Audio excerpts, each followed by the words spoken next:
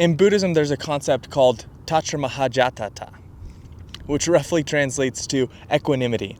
And if you're like me, even though that's English, that still doesn't mean anything. So the idea behind this concept is that it represents a state of mental and emotional balance and non-reactiveness to the present moment, to what happens.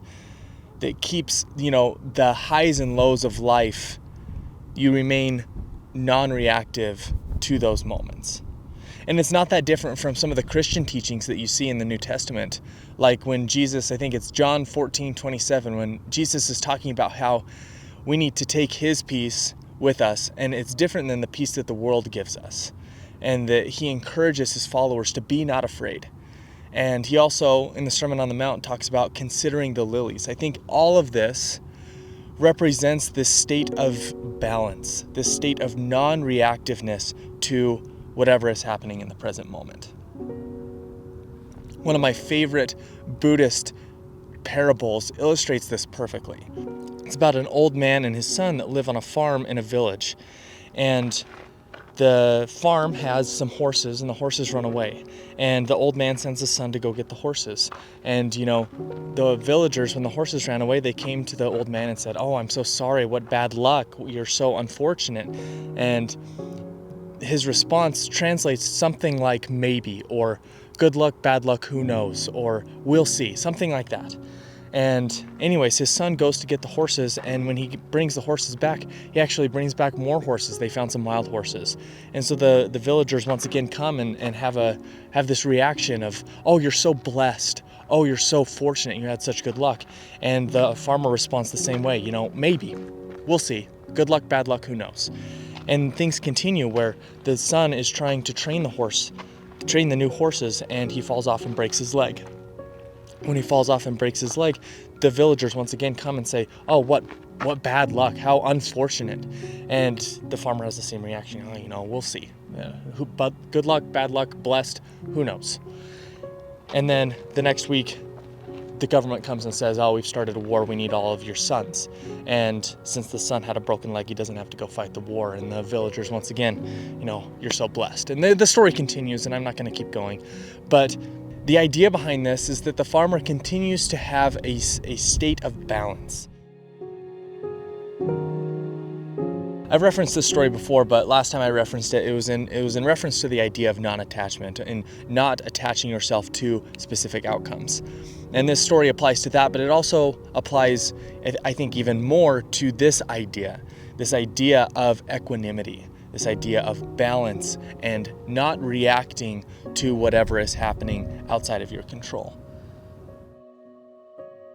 And while this Buddhist idea has extreme utility in our lives, and also the Christian equivalent of considering the lilies, this has a beautiful application into our lives. It's very useful. There's also a shadow side to this spiritual practice. And the shadow side of this practice looks like indifference and suppression of emotions. And the whole reason why I'm talking about this today is because that was me. I had moved beyond the spiritual practice and into the shadow side. I had done the work. I thought I was practicing something deep, and I was trying to incorporate non-attachment and equanimity in my life, but I had pushed it too far. I had moved into a state of indifference because someone very, very close to me is going through something incredibly difficult, and they continue to come to me for emotional support, for someone to talk to. And instead of emotional support, they were getting emotional apathy from me. They were getting a complete sense of indifference. And while I thought this was enlightened, I thought I was practicing this deep spiritual practice of equanimity and non-attachment, when in reality I was just being an ass.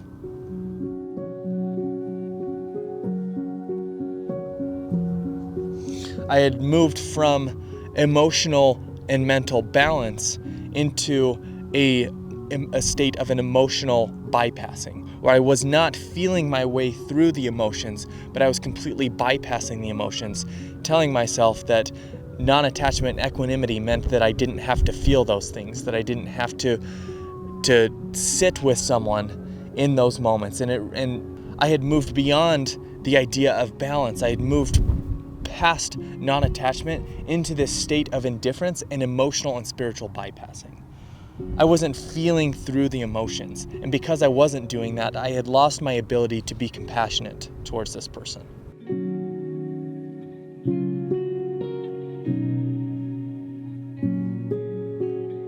So I guess the moral of the story, the moral of the reason why I'm talking about this today is because as we try and increase our ability on the emotional and spiritual and mental side, I think as we follow deep spiritual teachers like Jesus and Buddha, we can oftentimes slip into the shadow side of whatever they're teaching. And so I think it's very important that we have ways, practices in our lives that go in tandem with the spiritual practices to make sure that we're not slipping into the shadow side. And that can look like talking to someone that you know will be honest with you to make sure that you're not slipping into the shadow side. Or it can look like mindfulness meditation. And mindfulness meditation has been an absolutely essential part of my spiritual journey, if you want to call it that, because it's given me the opportunity, the tools necessary to be able to look back on what I'm trying to do and remove some of the biases that I have to be able to take a critical look at what I'm doing and make sure that I'm on the right path.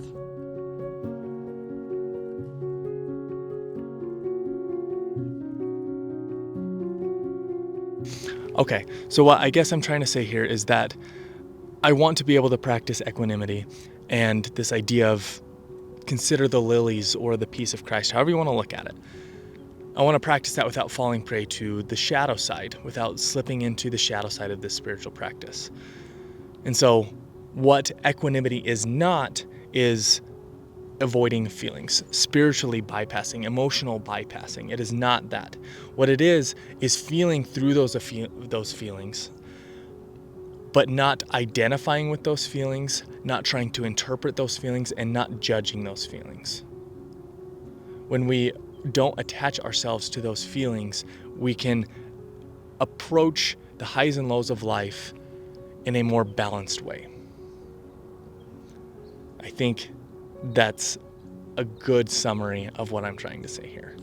But anyways, I hope this was interesting or helpful or thought-provoking, because honestly, sometimes I make these videos for a selfish reason. I just need to talk through this, and this is a helpful way for me to do that. So anyways, I hope this was helpful. If it was, stick around. I'll catch you in the next video.